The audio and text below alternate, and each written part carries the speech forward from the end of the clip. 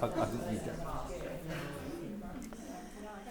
you go. Good afternoon, everybody, and thanks for coming out on this cold afternoon for some warm chat. This afternoon, I'm introducing Tracie Peisley, one of the artists in Storytellers. I've known Tracie for quite a long time, and the way I always think of Tracie is that in a world of for want of a better expression, the art world, it's an extremely difficult, dangerous, and peculiar world to navigate, and full of patronage, simony, and nepotism, and good and bad faith, inauthenticity and authenticity, and of all the artists who I've known in my career, Tracie would probably be the one person who I think most authentic in her search for meaning through her art. That's a big build-up. No shit. It's a big build-up, and I'm hoping that she lives up to the.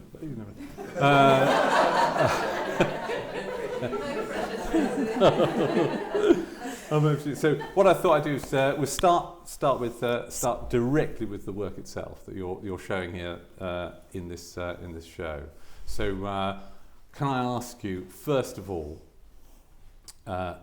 Could you talk a little, share a little about the first about Mammal, the big piece of the work, which I think is extremely significant for you. It seems anyway to me to be extremely significant to you. Yeah. Okay. Well, it's certainly the biggest thing that I've ever made, and I was able to make it because I was fortunate to be awarded Arts Council funding. And one of the things that I said I wanted to look at was how, as an artist, a woman artist, I was going to take up space, and whether I was going to take that space up physically with my work, or psychologically, or in what way. And I'm still thinking about that. But I suppose the obvious way was to take up space physically, and because I had the means to be able to do it, I was able to hire a studio and a large kiln to make a big piece of work. I'm not ceramics trained, and so it was really ridiculous to take on such a huge project. But I like being innocent to what I'm doing. I like not knowing what I'm doing, because I think then I'm probably more daring than somebody who does know what they're doing. Mm. And it was all going quite well, really. I was having mentoring as well, until I decided to nip off to Greece just before I did the top bit, and left it with someone else to add to. So there is a little crack where Maman was neglected for a bit. But I have been really, really lucky in making my ceramics. I have lots of pieces I'm pleased with and not that many fails. And I was only able to fire it twice, once for the biscuit fire and once for the glaze fire. So this is all the kind of technical side of it, but it came out fine both times. I would have liked to have reglazed it a few more times, because having come from a painter's background, I would have liked to have painted into it more. It's kind of a bit messy and raw on the inside, which on the one hand symbolically is good, but aesthetically I would have liked to have done a bit more to it.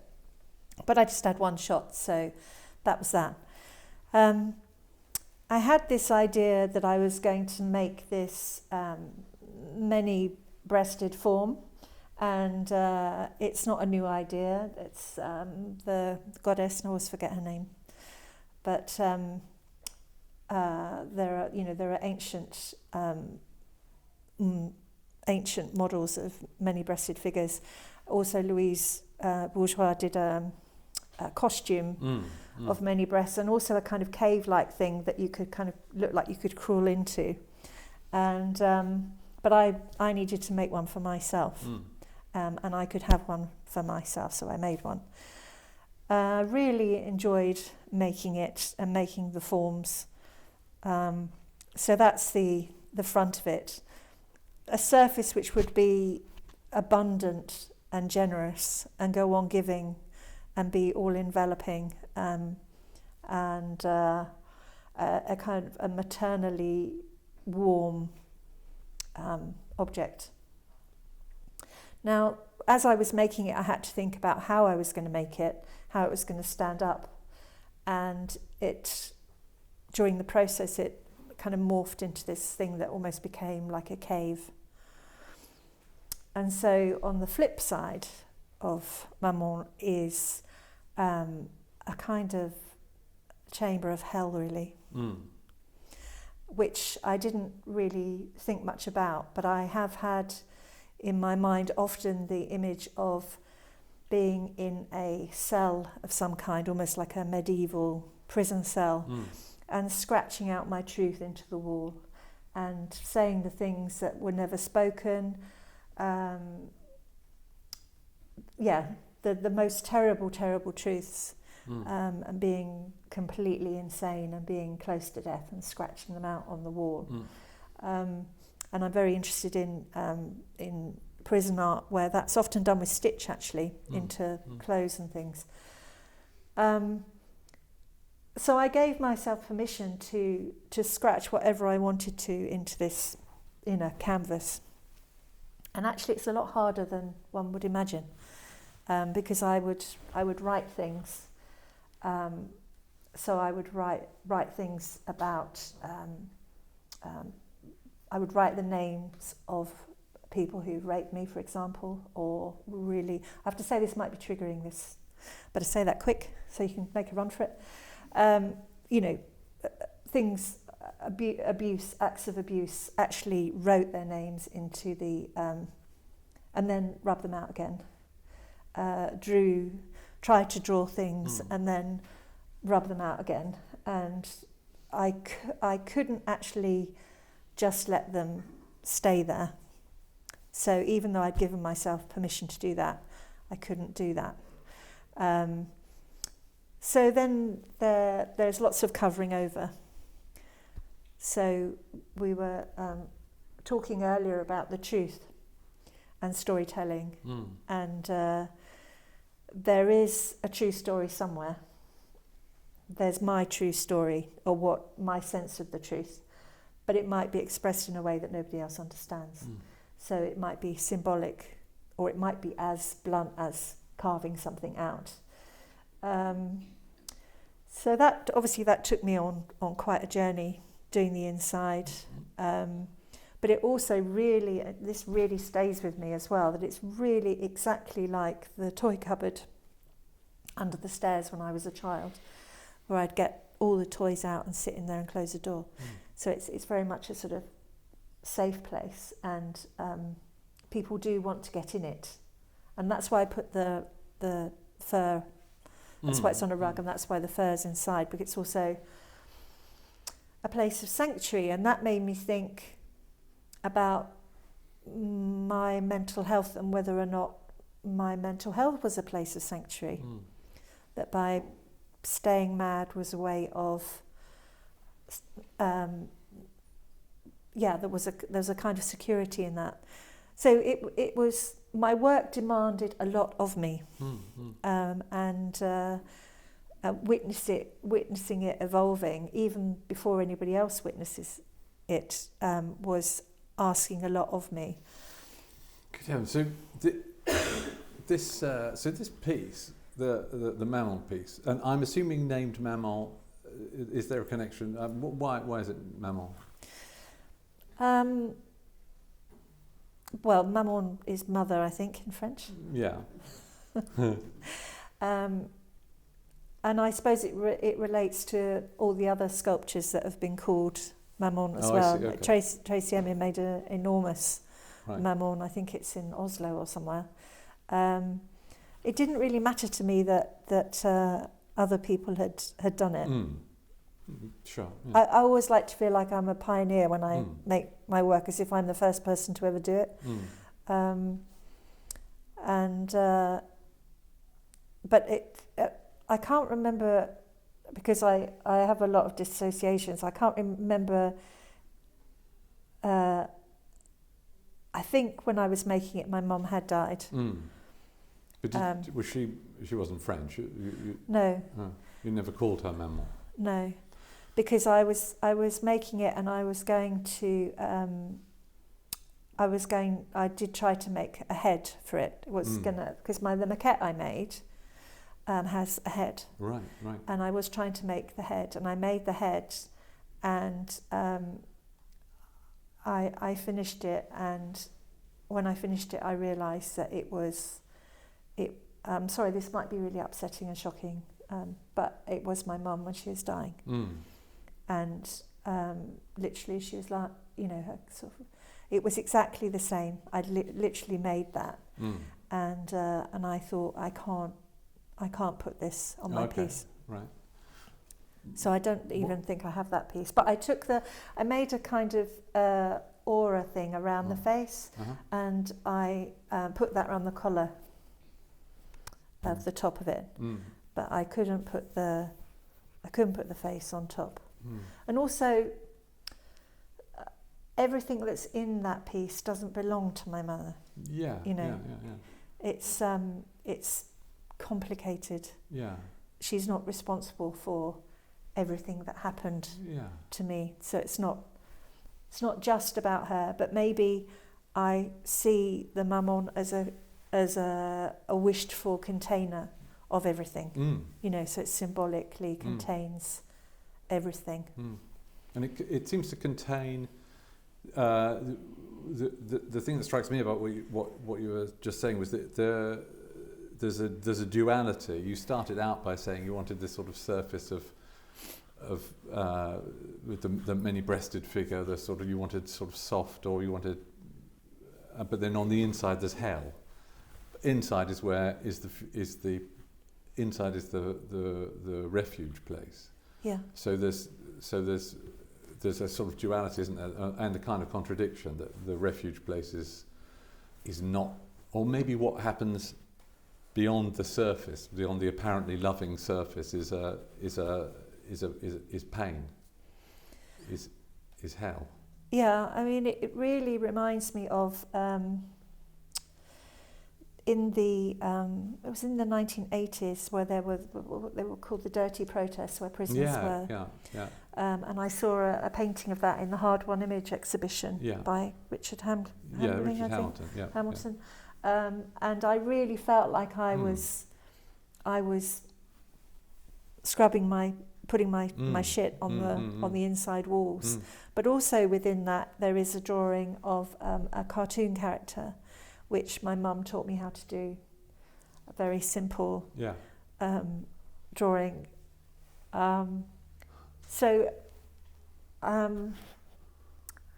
It is complicated, and I've studied a lot about a trauma and attachment, and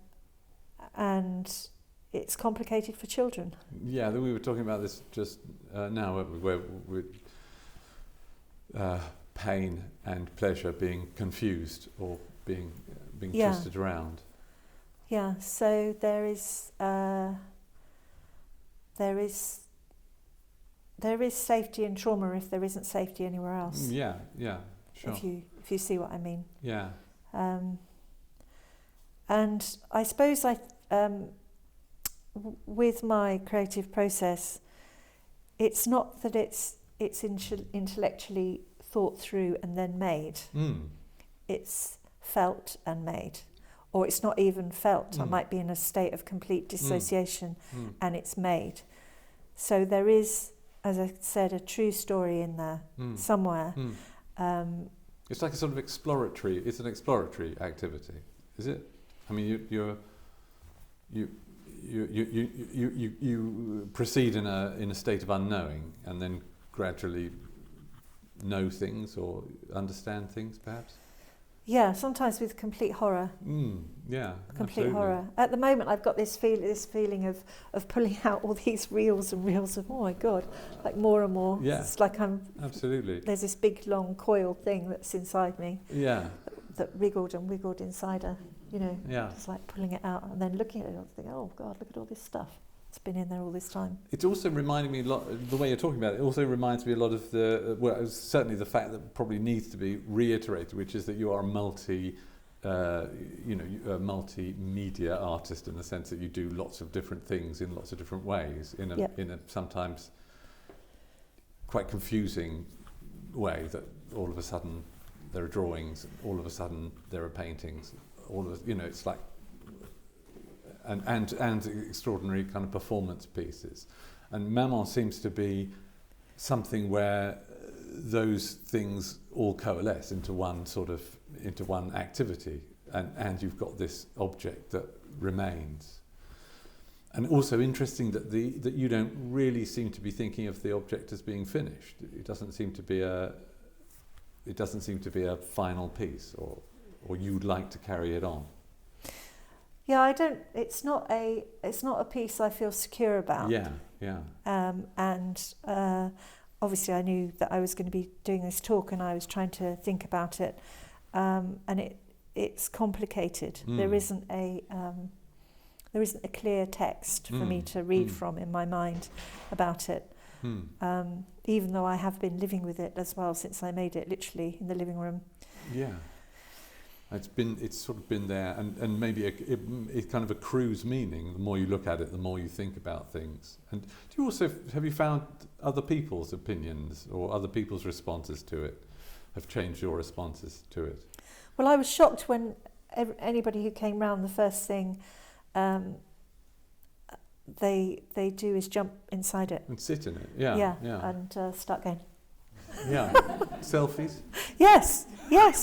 Actually, This is it's a selfie from Tracie's name dropping, but Kate Malone did come round, and she was the first one to jump in. Right. So after that, it was like, well, and there were 2 children as well that came to the exhibition that Jill spoke to. I think they must have been about 3. Were they about 3? Little girl and little boy, and Jill asked them what they both lay down in there, and Jill asked what they would like to do in there, and the little boy said, "I'd just like to dream," and the little girl said, "I'd like to redecorate." which was really sweet. Yeah. Fantastic. So one of the interesting things about it is, one of the things for me that's interesting is that it's clay, and the ceramics kind of have their own. Ceramics has its own sort of set of requirements, and it makes you do certain things. You have to.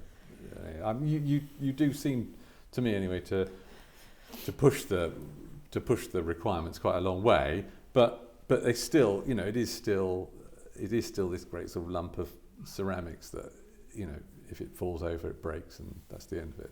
Yeah. Or whatever, and I just, I mean, one of the things I was thinking as you were saying, it's the biggest thing you've ever done. One of the things I was thinking was, it's actually not, comparatively, it's not that big in terms of people making huge art. It's not Richard Serra, for example. No. Why the limitation to ceramics, would you say, for that object?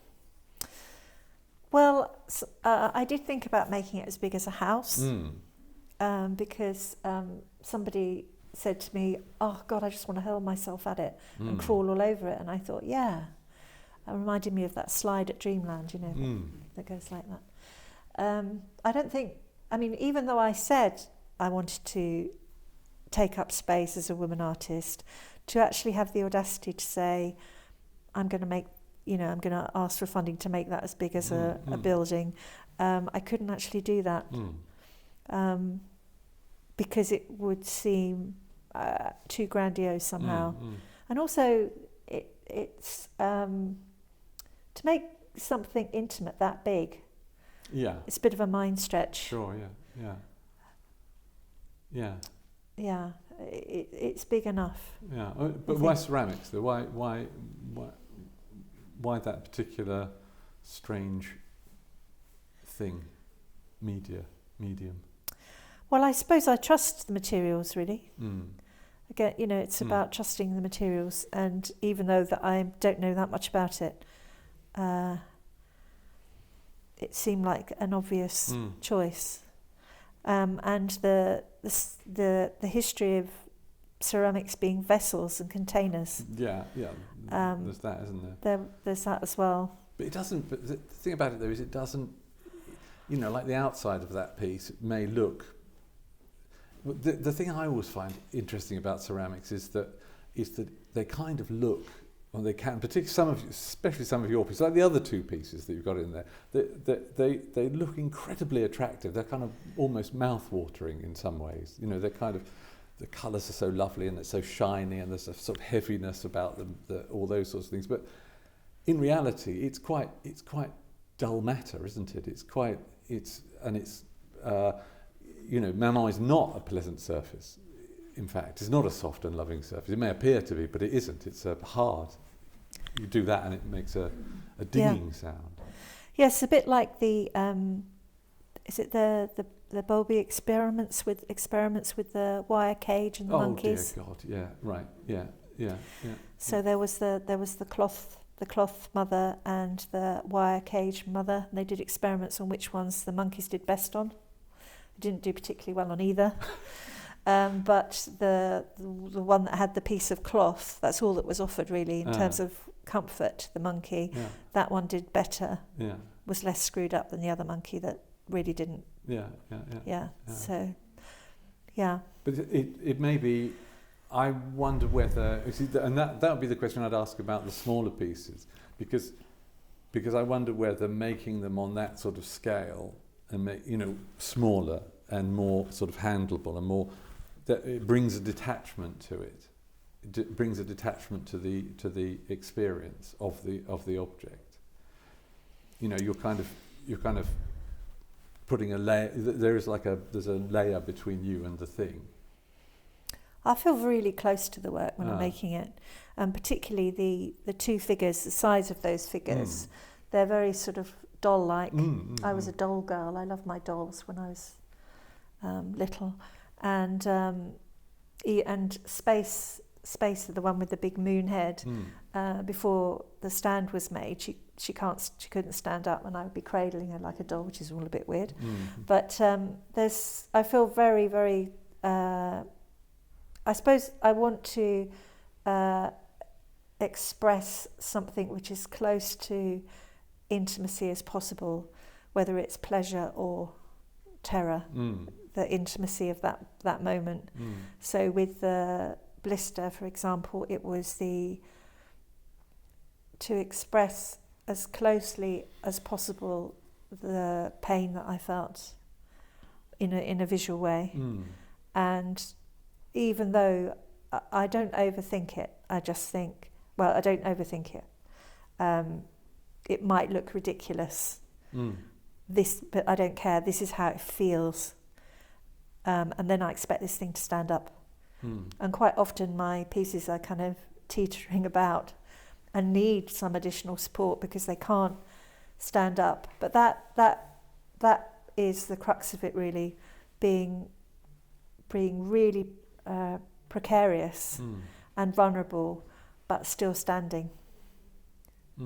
That kind of bit is what I'm trying to hold in the work, that moment. Do you think all your art work? It's really terrible. All the ways all the terms we use for this all sound awful, really. But all your things that you do, do you think they all come from the same sort of place of what seems to me to be pain?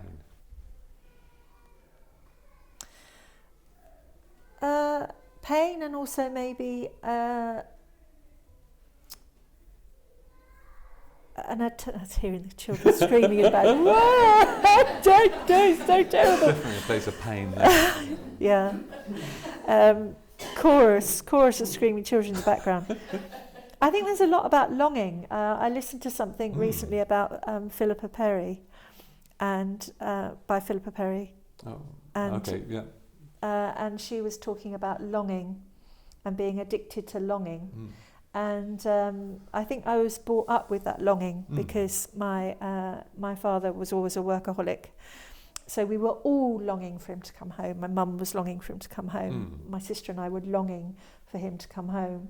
And there was also this myth that there would be enough money one day to be able to have whatever was needed. Right. So there's that longing as well. Yeah.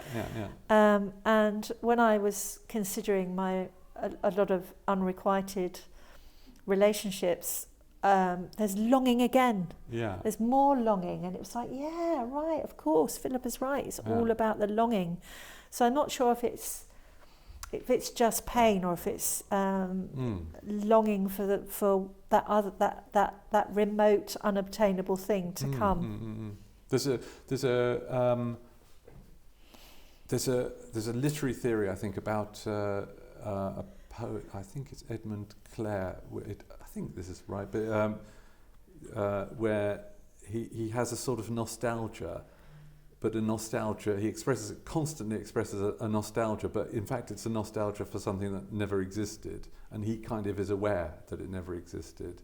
And in a lot of pop music, for example, is about longing, isn't it? It's about hoping for something, and the thing that's going to make everything sort of right. And then there's another thing, which is Colin Wilson, the writer, said something about rushing water. I don't know if you're familiar with this one, but he said if you lean over and you can see sort of rushing, bubbly white water surging up, it fills you with something.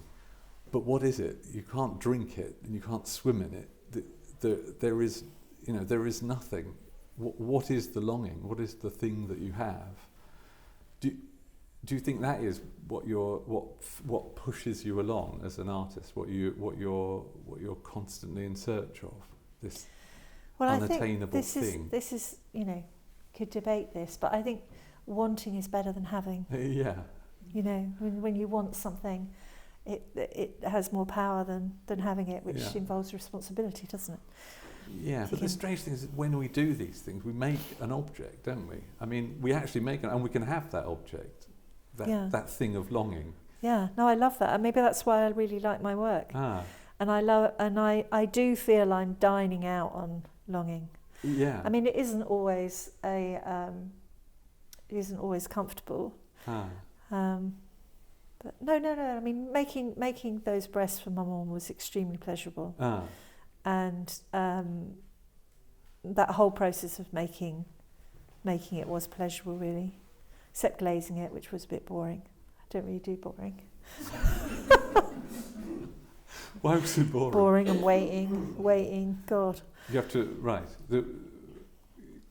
with ceramics, you have to wait loads. You have to wait for it to dry. You have to wait for it to fire. You have to wait for it to cool down. Yeah.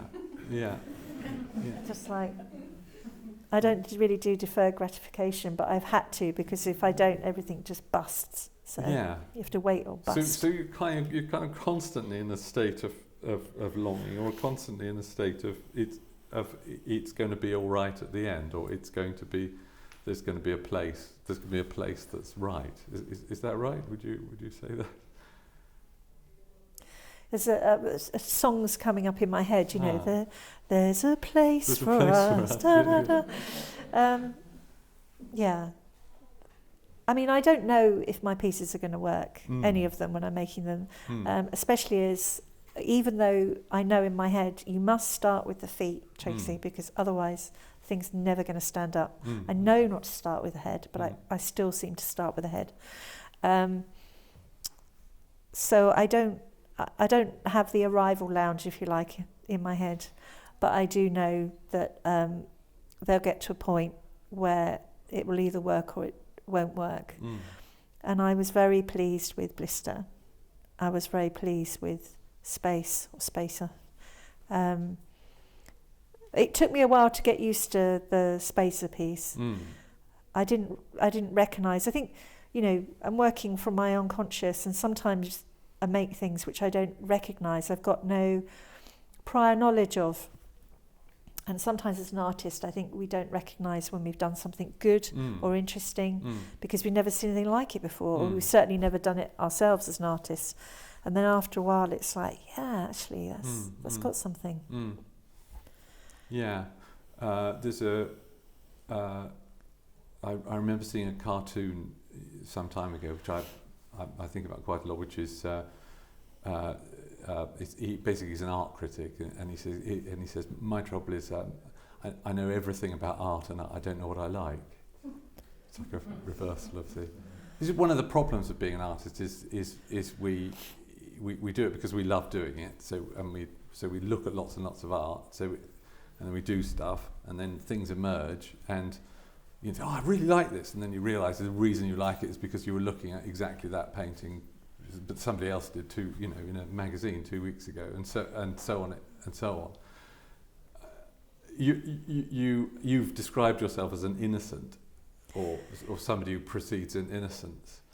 I like feeling innocent, but obviously I'm not innocent. No. I'm 58 and I've been around the world. Yeah, you've literally been around the world. I have been around the world, and I try to remain curious. And particularly over the last couple of years where I've been studying trauma, and also I suppose a certain sort of Buddhism and some spiritual understanding as well, about trying to be curious and remaining innocent, or trying to. I'm not frightened of that. It makes me sad when, for example, my show at the moment in Faversham. Anyone hasn't seen it already. There are lots of people come in, and so quickly their inner critical voice will come in and slam down on their exploration of. Creative, exploring creative materials. Right. Okay. I feel I've got like a real handle on that. I completely give myself permission to go anywhere with my art practice. I think, or I try and keep that channel open anyway. Yeah, you do, because. Well, as I said, there's a whole series, a whole massive archive of different sort of activities that you've been sort of involved with, and with this sort of searching, and kind of, I would call that kind of reckless approach. You're in a good way, but you are kind of making it difficult for people to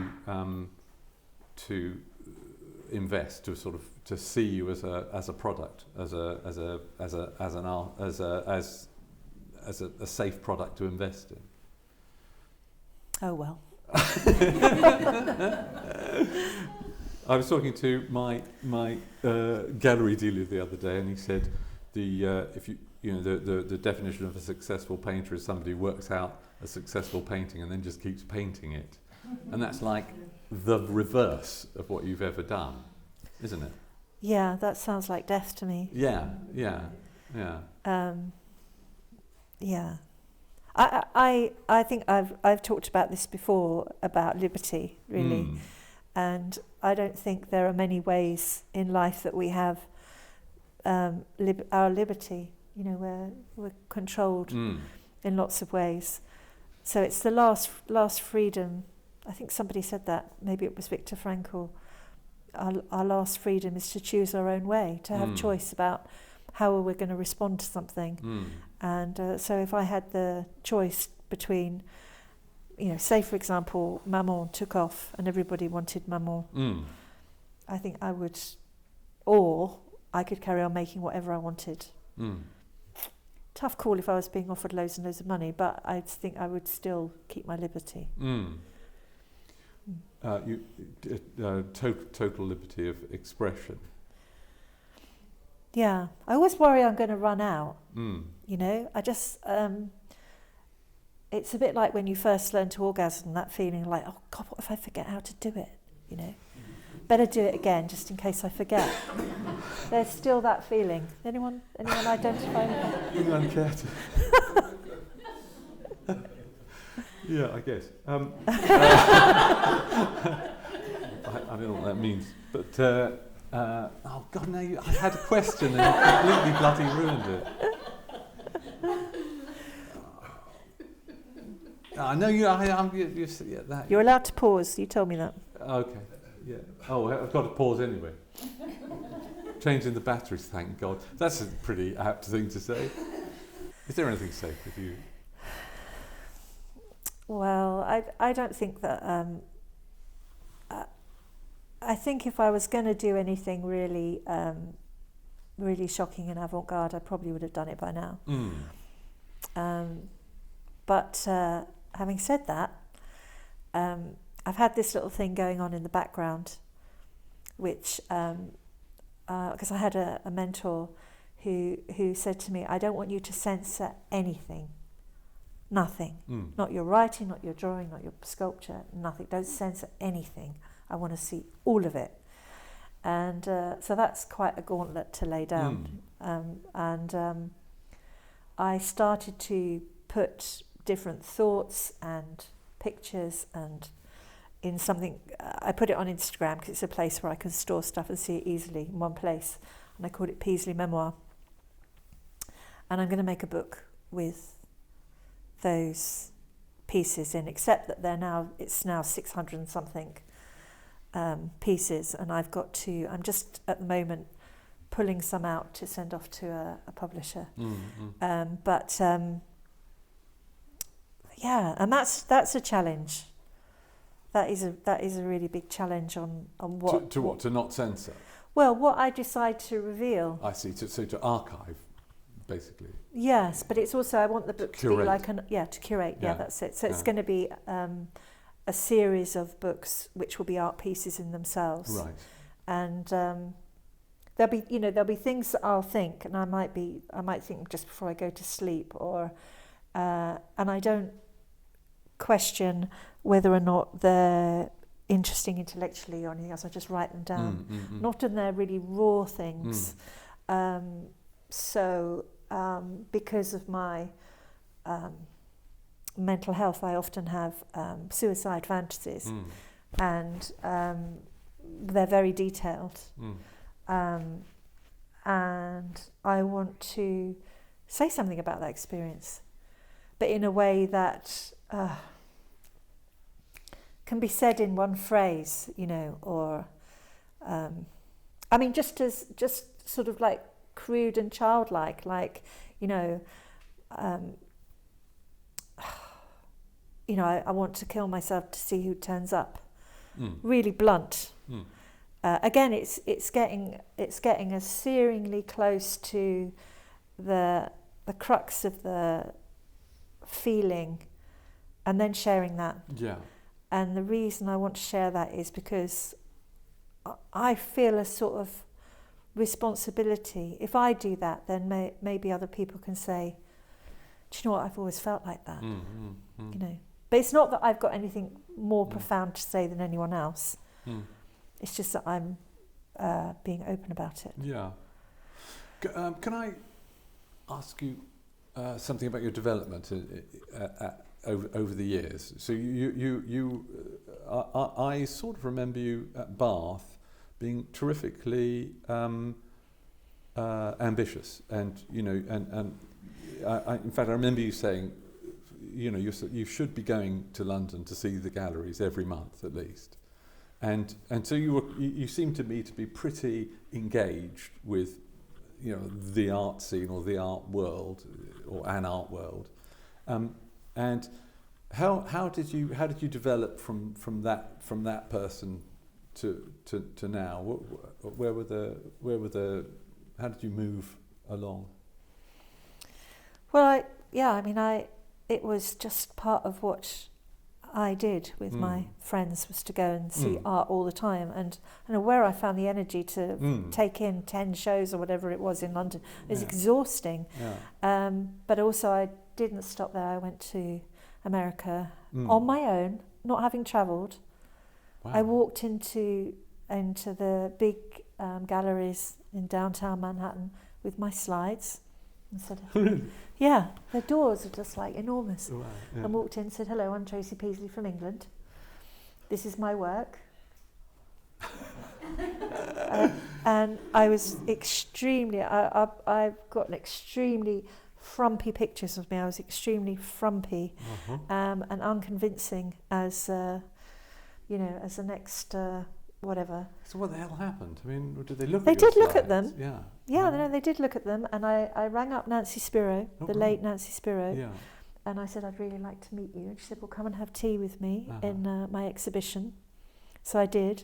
And then she said, she was talking to the gallery director. I think Tracie should meet Kiki Smith, don't you? Fucking hell. Right. So I kind of innocently bumbled my way. I hitchhiked in Santa Fe and Albuquerque and smoked dope, which I hadn't done before, with a hitchhiker. I just took such risks. I went to LA on my own. So this is nothing bad one happened. long trip in America. Yeah. How old were you? 22? It was around 1990. Yeah. 25. Yeah. I mean, although I went to art school, I was very unworldly then. I was very naive. Most people at 25 are. So you're wandering around. You just went to America and just. Yeah. And traction anyway. So did Nancy Spiro take you on, and Kiki Smith moved in? And no, none of that happened. No traction. Because I think I looked so nerdy and frumpy in it. Everyone just ignored me. Except one time I got locked out of my friend's apartment, and I had to go and find where she worked. She had her apartment in Brooklyn. I got locked out, and I borrowed a jacket from a neighbour, and it was covered in graffiti and stuff. Fantastic. So all of a sudden you were cool. Suddenly, everyone was looking at me. It was a reverse of having an invisibility cloak. And I was sort of tracked everywhere I went. But even though I took massive risks, fortunately for me, I got home safely. And when I went to South Africa, the same thing. I seemed to miss the most violent things were happening to me. I'd watch them in the news the day after, and I would have been there the day before, but somehow managed to sort of skirt past the trouble. Right. So you went to America. For how long were you there? And what stage is this? Is this like after your postgraduate degree? No, this was after. Yeah, no, it was after my postgraduate degree. Yeah, I had a friend, well, she's still a friend, Andrea Anderson, who was super cool, and went off to New York to marry Albert Scambetti. And when I was under her mentorship, I looked pretty cool as well. But of course she went away, so I reverted to this. It was hugely embarrassing when I turned up. Turned up in the Lower East Side. I remember I had this long woolly dress. I looked so embarrassing. And I remember one of her friends saying, "Can't you get a haircut or something?" Anyway, sorry, I forget the question. I can't remember how long I was there wandering around. I think she found me too embarrassing, so I went off. I got all these, begins with D, something, all these little flights. Oh, right. So I went to Boston, because I thought that would be like Canterbury. And I went to LA. Was it surprisingly like Canterbury? No, it wasn't. It wasn't. I didn't go to New Mexico because I thought that was too dangerous. Right. So I went from LA on one of those big silver trains to Albuquerque and Santa Fe. Wow. And? That's where I hitched. Oh, we're getting waved at. Oh, right. Oh, yeah, okay. So you're in are you going into galleries still, or is that the idea? You're still sort of pushing. Yeah. I mean, America's has got the most incredible art from all over the world. Yeah. The native people's art. In America is incredible, and I think everything that I absorbed then was very formative. I still draw on it. Yeah. And particularly as well, I really love the way that work was displayed, fragments of things on the museum boards. I just sucked it all up wherever I went. But then came home. Came home and carried on. Right. There's no mentoring, is there? I mean, people talk about mentoring now. There was no mentoring then of what one was supposed to do in one's art career. No, but Yeah. Yeah. I think that's because nobody really knows. So, there's no point telling you because you don't know anything. That's why I always say to students, seems to go down well. Nobody actually knows. So, shall we open up to questions? Does anyone get any questions they like? Well, it just occurred to me that over the years you've been an immensely huge risk taker. Everything, all your art and all your adventures are based on risk in a way. What really kicked it off to start taking risks when you was as a young artist? I think at the time I didn't really know what I was doing, but I think in my mind now I call it touching the wire, to find out where the edges of things are so that I know I exist. So would that suggest that you at one point had a difficulty with knowing who you were? Yes. It must have been immense. It must have been really terrible. Yes. Not know who you were. Yeah, I had I call it existential terror. And when I was particularly, it's hard to know when it started, but particularly when I lived in London, I used to take a list of telephone numbers around with me, and those are the days before mobile phones, and I'd go to a call box and I would ring one of the numbers, a friend or a relative, and just be sobbing and just say, I'm terrified. And this existential terror, anxiety attacks, took me to the Institute of Psychiatry, the Maudsley, and it's only years later that I understand where that came from, why I have it, and how it relates to my art practice. At the time, I was just in it, I didn't realise. I wrote My Life, I Wish I'd Been There. And that was I haven't been here. There's plenty of evidence to suggest I have been here, but but thank you for that question. Thank you. How does it make you feel showing those things inside you to the world at large? It's not easy, but for this particular show, there was a long run up for me to get used to it because there was lots of preparation beforehand. So I knew in advance that the show was happening and which pieces I was going to put in. And I suppose I want to show the work that's most important to me, most precious to me, most significant to me. And at the moment I've got a solo show at Gatefield in Faversham where I've got a range of work across my practice, and I've been in there since the 2nd of January, and I've really loved people coming in and sharing their connection with my work. It's just been amazing, a real privilege to bond with people. Do you not feel exposed? It makes you feel like you can share? I think I'll probably, after this interview, as in the last interview I did, I'll probably crash for a bit. That's what happened last time. Really? I'm sorry. But in a way, that's a bit like how I've always been. It's a bit, not that I've ever done bungee jumping, and I'm not intending to do it now at 58. I'll put everybody through enough already. But it is a bit like hurling yourself into something and wanting to speak your truth, or as close as you can to your truth, and then just thinking, what have I just done? And then it's recorded and it's going to be on YouTube. But that's a classic thing, isn't it? One drags these things out from inside and then put them outside, and then you have to sort of. It is going to happen, isn't it? You're always going to take. You have to take the response. also, you know, people talk about mental health, you know, and I'm just talking about my reality of it in a way that has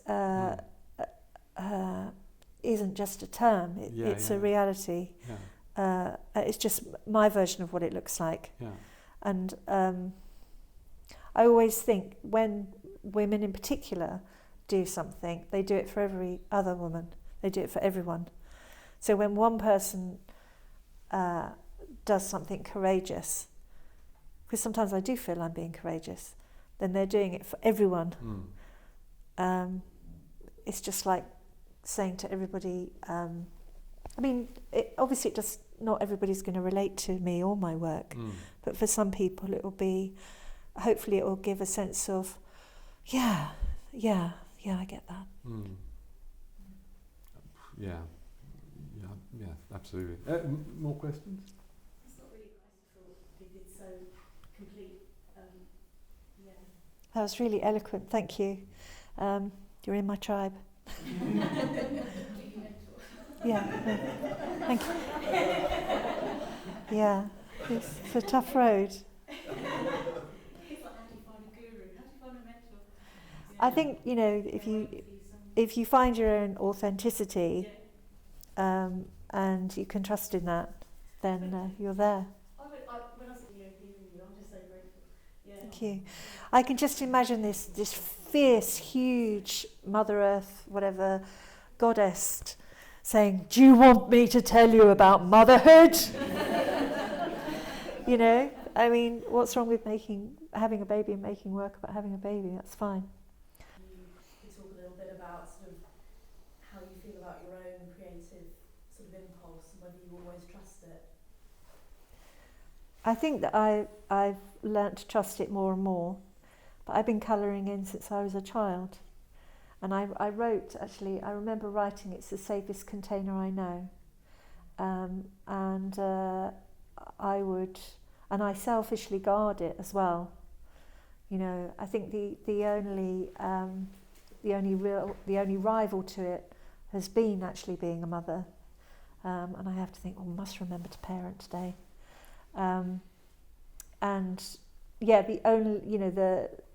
Particularly when my daughter was a baby, 80% of me was pulled towards always being concerned for her. So that was the biggest time that I had to compromise my closeness, I suppose, to my art practice. Yeah, no, it's definitely a friend, and I don't think of it as a hard taskmaster, because I love the task. So it always delivers eventually. That's a really really good thing to hear, because an awful lot of people do see their art practice as a difficult and horrible thing that they have to do, don't they? There's a lot of self-criticism in not being able to paint today, not being able to make work today. I've so many times I've heard people talking about having, been to college and had such a terrible time, such criticism, and I'm just not able to, and I feel alienated from, and so on and so forth. And the fact that you've kind of in an extraordinary life, which you've kind of given us a tiny little glimpse of, but an awful lot of things, an awful lot of life has, come your way. In all that time, the thing that is constant is making, is creating, and thinking through materials, thinking about materials. I'm a bit sad that I haven't been present to everything. And sometimes recently I've thought, I've made everything I need to make. Now I need to go back to the beginning and be present to it all. Because I've gone at such a pace in my making that I might have missed moments where I could have, you could go into the show at the moment and choose any piece of work, and there could be 2 or 3 pieces of work from that one piece. Sure, yeah. So I've kind of, I've gone a bit too fast. Should have slowed down a bit. You think? But I'm still I don't know, maybe excited that's just for how what you comes are. next. I mean, maybe that's just how things have to emerge. That's a career error, though. I Do think. you think? Yeah, I think it's a career error, and I think it's to do with confidence and being able to contain oneself, which were two things which I didn't have. Because if pausing, and the spaces in between is where it all happens. So to make a body of work, be able to stand back from it, really reflect on it, and then move forward. I think it's better for the career, it's better for the work, rather than constantly spinning, which is what I've been doing. Yeah. Somebody was asking me about, well, in fact, Rob was asking me about discipline and that thing about, you know, do you have to be disciplined? And I say, well, I have to be disciplined to stop myself being in the studio and go and do something else. Otherwise, I just paint. And you know, I think you're the same. You have to not do the work. You have to make a decision not to do the work. I think I'm very selfish. Yeah. I just make work because I want to, as long as I can survive. Yeah. I'm quite happy with that. It's my safe place. I feel safe with my work. Yeah, I can wonder about that, I suppose. I'm going to tell you a little secret. I think that my vulnerability is my superpower. Yeah. Because actually somebody was chatting to me on Instagram and said, you know, I hope you understand that I'm not stalking you or not, you know, whatever. And I just said, you know, well, don't worry, I'm not getting any bad vibes from you, and, you know, thank you for your concern, but I feel quite safe. And then I said, I feel kind of invulnerable in my vulnerability. Yeah. People aren't generally mean to me or don't. Hopefully people realise that I'm sincere. I don't know. I remember a bad point, a long period of depression, and I remember thinking to myself, what if I am not nothing?